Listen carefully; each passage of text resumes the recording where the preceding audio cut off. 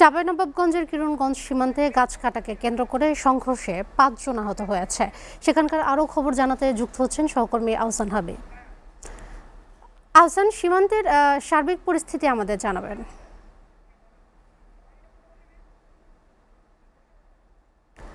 আহসান, সীমান্তের সার্বিক পরিস্থিতি আমাদের জানাবেন।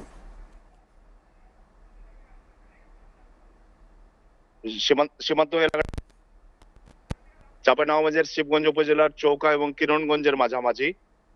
এইখানে ৬ তারিখ, ৭ তারিখ, ৮ তারিখ দফায় দফায় উত্তেজনা ছিল এবং বিজিবি এবং বিএসএফ দফায় দফায় সেক্টর কমান্ডার পর্যায়ে সিও কমান্ডিং বিজিবি সিও পর্যায়ে মিটিং হয়েছে। এই মিটিং এর পরে বিএসএফ যেটা বর্ডারে অতিক্রম করে নোম্যান্স ল্যান্ডের অতিক্রম করে যেটা সীমান্ত বেড়া দিতে চাচ্ছিল সেটি বন্ধ ছিল।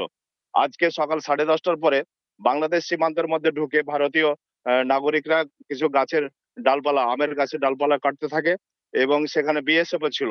এটা বাংলাদেশেরা জানার পরে সেখানে এগিয়ে যায়। পরে বিজিবি সেখানে যুক্ত হয়।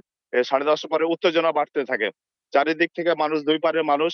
এখান থেকে আমি যেখানে দাঁড়িয়ে আছি প্রায় 100 ফিট পশ্চিমে এখানে উত্তেজনা আছে। হাজার হাজার মানুষ দুই পারে।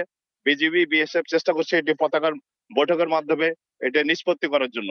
এখন পরিস্থিতিটা চরম উত্তেজনা আছে। এখন কয়েকজন মানুষ ভারতীয় নাগরিকরা ইট পাটকেল পাথর নিক্ষেপ করেছে। ৩ জনের অন্তপক্ষে আহত হওয়ার খবর পেয়েছি আমরা। এখন পরিস্থিতি স্বাভাবিক বলা যাবে না, উত্তেজনা আছে চরম। কখন কি ঘটে এটাই মানুষের মধ্যে একটা টান টান উত্তেজনা। এবং আমরা এখানে দেখছি হাজার হাজার মানুষ। এদিকে এদিকে বিজিবি এদিকে চেষ্টা করছে যে মানুষজনকে সরিয়ে আরো পেছনে সরার।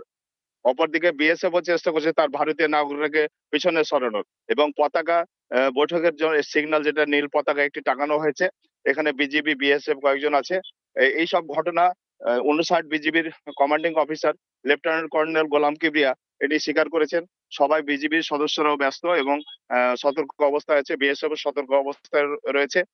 এই পরিস্থিতিতে যে কোনো সময় যে আরো উত্তেজনা বাড়বে না এটি বলা খুব কঠিন হয়ে যাচ্ছে। এই ছিল রোদেলা আমার কাছে সর্বশেষ পরিস্থিতি চাঁপাইনবাবগঞ্জের শিবগঞ্জ, কিরণগঞ্জ এবং সীমান্ত থেকে।